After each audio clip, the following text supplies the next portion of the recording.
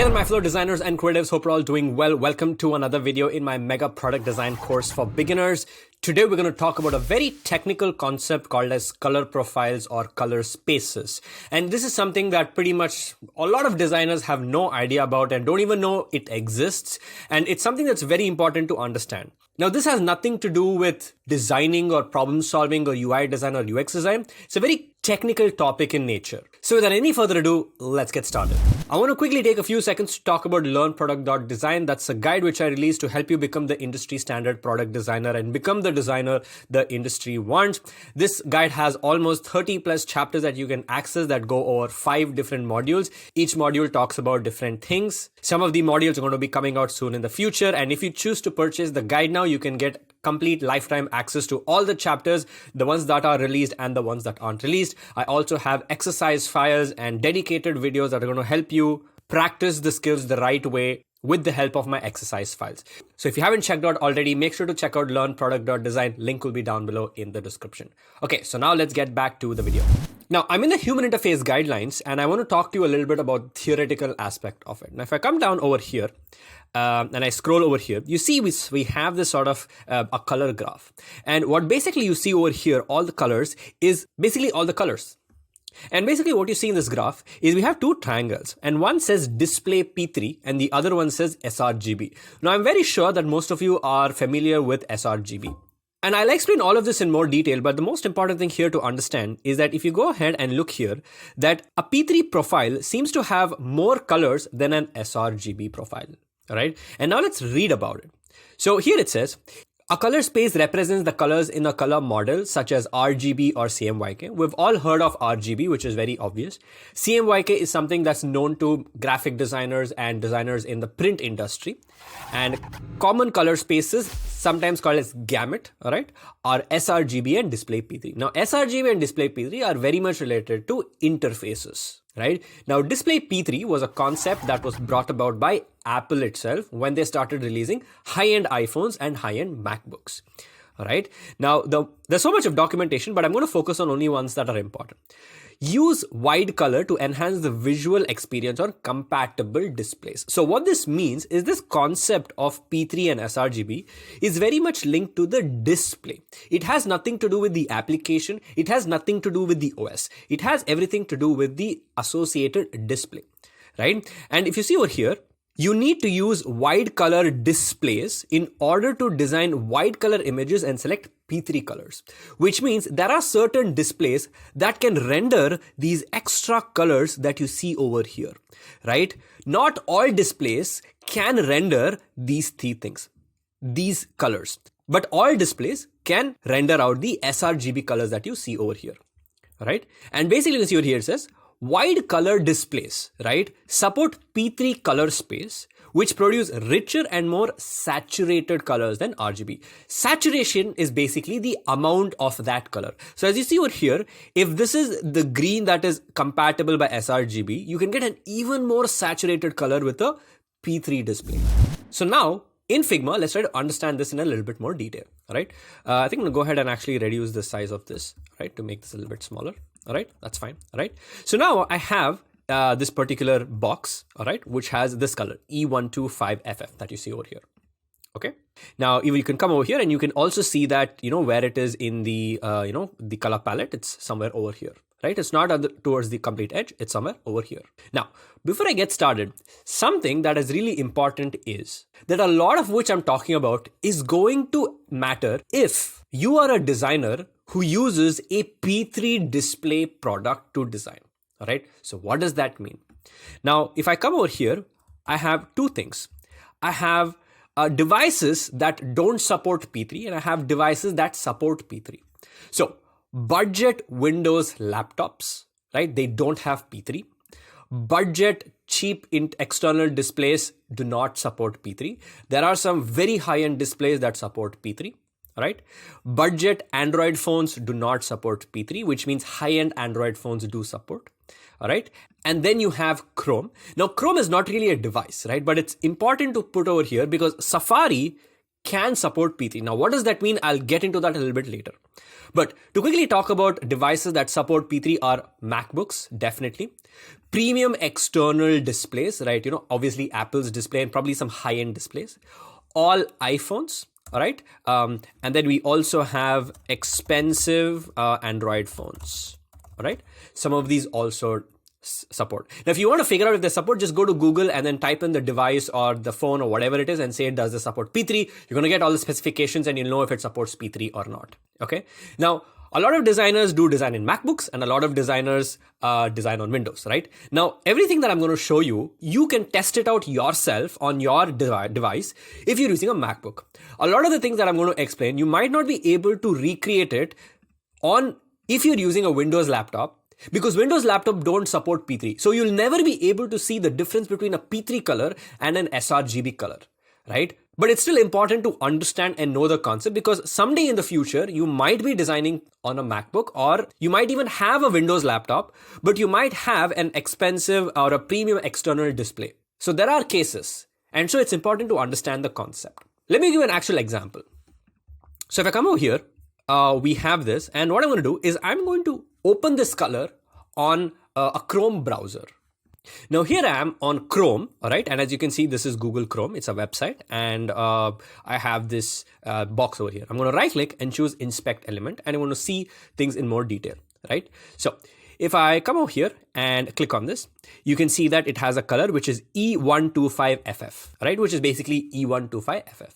But I'm going to close this and I'm going to just take a screenshot of just a small part of it. I'm going to come over here and just take a screenshot. Okay. Now if I come back here to Figma and paste it, all right, and I'm going to shrink this to 100 by 100, all right. If I take this over here and I overlap this, you can see that the color is actually different, right? So if I come over here and I'm going to say, I'm going to type in Figma over here, and I'm going to come over here and I'm going to go ahead and put this into a frame so that we can actually see it, right? And this is going to be screenshot from Chrome, all right? And if I duplicate this and I'm going to actually overlap this so we can see things in better, this color, right? Now this is an image, but if I want to pull the color, right, I'm just going to go ahead and create a rectangle and then pull this color.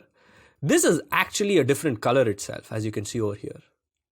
How is that possible, right? Because we made sure that we use the same color, but then Chrome went ahead and gave us a different color altogether. But even in the code, right, I showed you in the code that the color is the same. So what's happening, right? So what I'm going to do is I'm going to come over here and I'm going to make a duplicate, and I'm going to say, drop this to 12 and then probably reduce the value of this as well. And I'm going to copy this color code and I'm going to paste it over here. So what's basically happening here is that even though the original color is this, Chrome is actually desaturating it because it cannot render out this particular color. The thing is, for Chrome, this saturation level and E125FF is the same thing, all right? I'll probably drop this down a little bit more and reduce the opacity, all right? So what that means is if you're designing in Figma on a Retina display, or basically a display that supports P3, when you enter this color over here, you're going to see, your eye is going to see this saturation. But then when you actually see it on any device that does not support P3, the color value is the same. The hex value is the same, but it's going to be less saturated. Now, what I'm going to do is I'm going to go to Safari and do some interesting stuff over there. So here I am in Safari, right? And this is the exact same color that we have in Figma. As you can see, it is E152FF, right? If I just select the element. Okay. Now, if I double click or just, double tap over here, I see an option which says convert to display P3. Okay. I'm going to do that. Right. Now, the thing is, the color here still hasn't changed, right? And if I go ahead and just take a quick screenshot of this and come back here to Figma, all right, and I'm going to come over here as well, and then I'm going to bring these down, and here I'm going to say screenshot from Safari, right? And if I come over here, you can see that the color is the exact same, right? The color is like perfectly inline. It's the exact same, right? So Safari is also doing the same thing. So here I can say screenshot from Chrome / Safari. Okay. I'm going to go ahead and then move this up. Okay. And here we have some values, right? Which is 0.811, 0.229 and 0. This. So I'm just going to copy this, come over here, and I'm going to duplicate this, right? And I'm just going to copy these values. All right. Whoops. I might probably change the color first. Right. Bring these outside. I'm going to copy this and then paste it over here. All right. We have these values. Now the question is this the value for this or is it the value for this? Right? We don't know. So let's try to find out. Now what I'm going to do is I'm going to come over here and actually go ahead and change this to sRGB. And if you see over here, this is our normal color wheel in the sRGB space. Okay. And if I go ahead and set it to P3 display, all right, you can see here that there is so much of extra space over here, right? Because all these other colors are P3 colors. All of these are P3 colors. Because this one is here as per the sRGB, but it's actually less saturated when you look at the P3 color space, right? Now, what does this mean? Let me explain this in a very brief way. So I'm going to go ahead and say convert to sRGB. All right. I'm going to open this up and I'm going to take a screenshot of this. All right. Because it's going to be really interesting to understand. I'm going to take a screenshot of this. I'm going to bring this down to Figma and obviously drop the size down, probably drop this to like 100. And I'm going to change this to P3 display. I'm going to take this and then paste this over here. Now, the reason, as you can see, this is less saturated is because if you look at the color space, right, just ignore this line, right? Just ignore the line, all right? And even if I go ahead, I can overlap these two, all right? And just overlap these two and I can drop the opacity. You can see that this one, the one you see over here is more saturated. It's more bright and it's more towards the high saturation over here, right? Which is why it's more stronger. But then on a P3 display, as you can see over here, this is the P3 version of it. The color is actually less saturated, right? Because now there is more color available. The color actually moves from here to here. And that's why the color looks less saturated. Please watch this part again if you don't. Now, let me explain something very interesting. Now, what happens if we move the stop from here to here? All right, let's try to understand. Now, what I'm going to do is I'm going to go ahead and try to take this and move it into the color space and move it into a position and try to get that color we wanted, right? So somewhere over here, take a screenshot of this and come back down here to Figma. All right, and I'm going to take this and put it over here. Oops, sorry.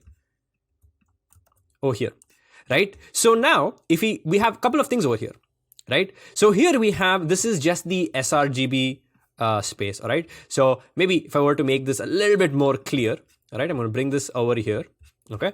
I'm going to take all of this and then bring this down. And I'm going to say this is sRGB, okay? This is P3. All right, this is the P3 space, and this is also the P3 space, right? We make sure that the positions are the same in sRGB and P3, okay? It's almost the very same as you can see over here, correct? Now, to make this even more clear, I'm going to bring out this value over here, okay? So in this case, this value, copy that. This is this, all right? In sRGB, we have this, okay? Now in P3, this is actually this color, right? Because if you look at the color space over here, because these two stops are in different places, this has a different hex code, right? Two different positions means two different hex codes, right? So this is the desaturated color. But now the question is, if we want this to be over here, how do we get that color? Where is this color in the P3 spectrum? Where is it? Right? How do you get that number? Now, I tried to position it over here to get it. So now let me go back to Safari. Now in Safari, check this out. When I go back and say clamp to sRGB, basically I'm converting it back to sRGB, right? And I change the format to hex, right? It's going to give me this, all right? Now, where is this located? This is located on the top corner, right? Now, to make things even more interesting, if I go ahead and take this and convert this back to P3 and show you, it actually moved it from the top to the corner edge, right?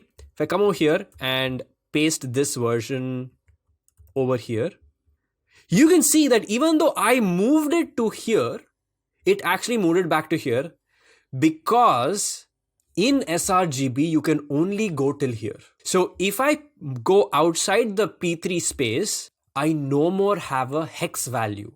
And the only hex value I will get is the peak most, right? And in this case, I'm going to say, I'm going to go back and say,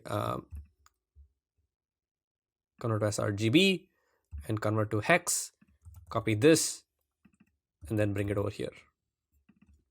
So quickly to recap, right? In sRGB, this is where we were. When we converted into P3, obviously we introduced in more colors, but the color space was the same. We brought in more colors. And so this became desaturated. The hex value changed. And then I went to tried to take this to bring it over here so that I could get this version of it in the P3 spectrum.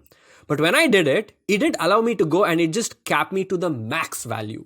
Because anything outside this cannot have a hex code. It's going to be different, right? So now what that means is how do I get this shade, right? I want my eyes to look at this shade in P3. What are the values? How do I get that value, right? Because if I try to go ahead and get the value over here, it capped it to this. So what that means now is if I come over here, right, we're going to use these numbers. So this actually belongs to this, right? These two are together. And now what we're going to do is going to do a bit of mathematics. So what I'm going to do is I'm going to go ahead and create another. So we already have this. I'm going to bring this version over here. Okay. Now this is not the true color. So I'm going to go ahead and make this red. Right? This is not the color, right? This cannot exist. What I'm going to do is a bit of mathematics. So the first thing I'm going to do is I'm going to select this color that we have. All right. And come here to the RGB. We have 225, 37, and 255. Okay. Just going to make a duplicate of this. Right. We're going to have 225, 37, and 255. What I will do is I will divide each of this by 255. Okay. So I'm going to do 225 divided by 255. I'm going to copy that. I'm going to paste that over here. I just need the last 4 digits. I'm going to do 37 divided by 255. Copy that and paste over here. And then 255 by 255 is 1. Okay. Now, if you see over here, these values, all right, maybe I can go ahead and put them in a horizontal space, right? The values you can see here are different. These are different values. So what that means is if I come over here and I want a P3 version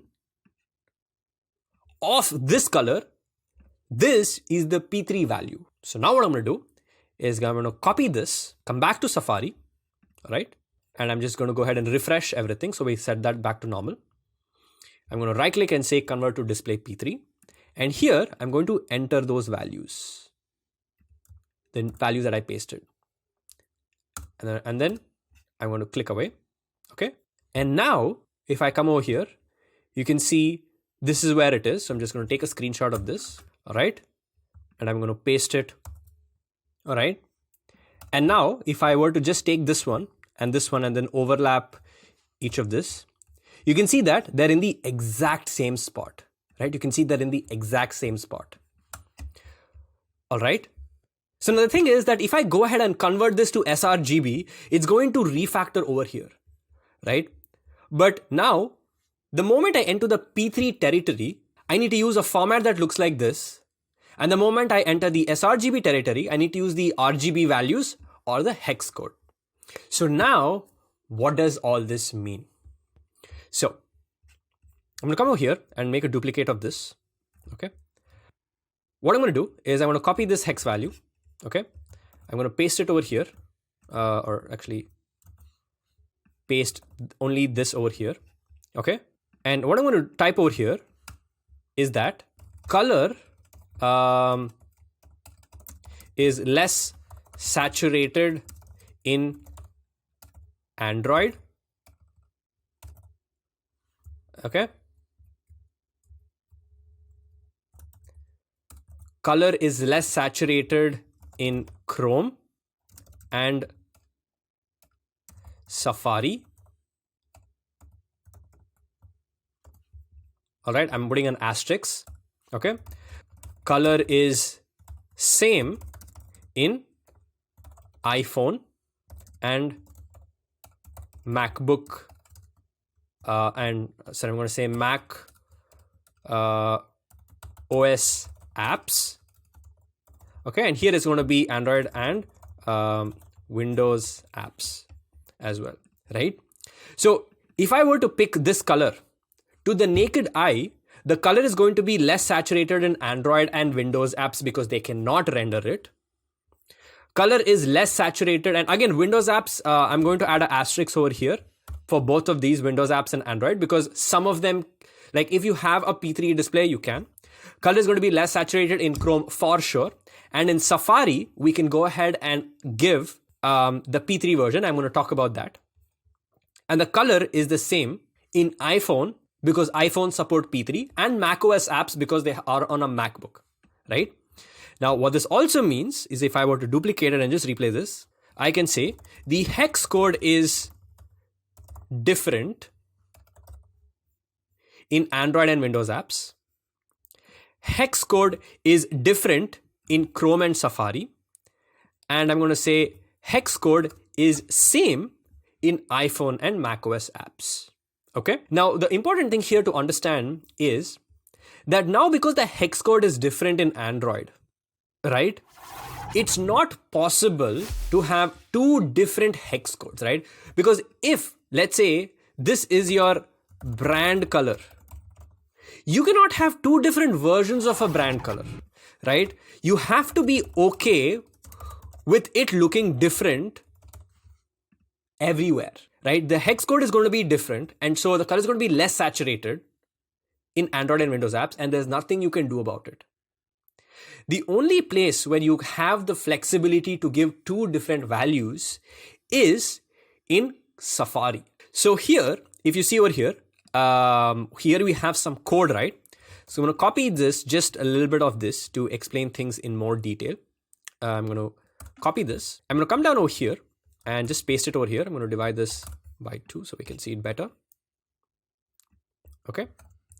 So here, I can actually assign the sRGB color over here to be this one.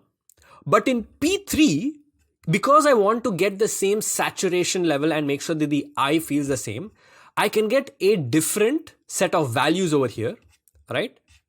And I'm going to put that over here. As you can see, here it says display P3. Instead of 010, it's going to be this these three numbers, right? Now, I have the flexibility to assign two different values to get the same saturation level. But those are things that I cannot do between Android and iOS, right? We do not have that flexibility yet because Android can never, ever go ahead and generate a saturation level like this on its Android devices. It can never do it, right? So that is the technical limitation. Now, when I say Android again, I'm talking about devices that don't have a P3 display. There are certain Android devices that do support this sort of a display which can show P3 colors. But here I'm talking about devices that don't support the P3 color.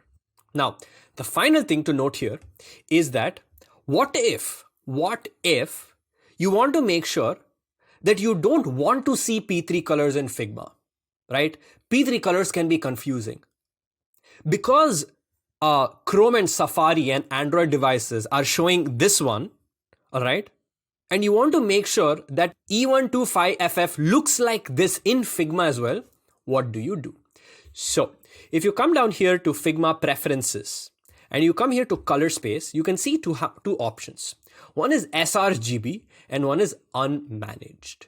Now what unmanaged basically means is that Figma is going to take whatever is the profile of the display itself, right? It is not making a decision. Now because my MacBook has a P3 display, it's going to generate colors that are in the P3 spectrum. Now when I change it to sRGB, Figma is going to assume that my screen no longer supports P3. It's going to assume that I can see only sRGB colors. So now as a designer, if colors are really important for you and your brand, it's recommended that you design in sRGB. If it's not, then you can continue designing in unmanaged, right? This is your design choice. Now, I've always designed in unmanaged with P3 colors because for me and my brand, it's fine if these two shades look different on Android and iOS. I don't really have a problem. And so I just design it in unmanaged profile, right? So that's pretty much it for this video, guys. Thank you guys so much for watching. Hope you guys really enjoyed it. If you did, let me know in the comment section down below. Make sure to leave a like and subscribe to the channel for more amazing, awesome content. And I'll see you guys in my next video. So till then, take care and bye-bye.